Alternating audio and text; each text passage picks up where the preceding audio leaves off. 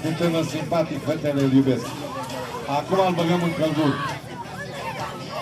Vezi cum mi-au rupt pantalonii? Dă-mi o mie, mă. Uai, ce mișto, băi, dă foc acum la spate. Trage cu foc. Le-a cumpărat eu azi 10 litri. Tu știi cât adrenalină are asta? Ai benzină, nu-i așa? Da, motorină. Acum dă. Raimu, de mai mult să-l băgăm pe cascador în călduri acolo.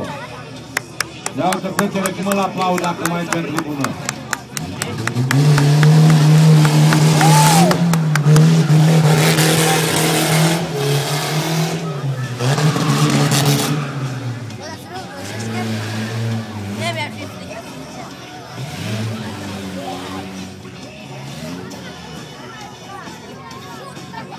Aici moare. Nu moare, bă. Dar până mine.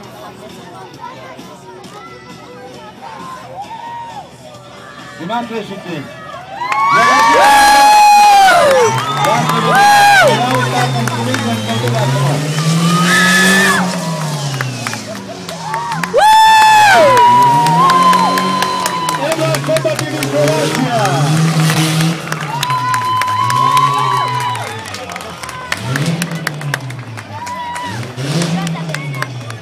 Ia uitați-l, a ajuns aici la noi.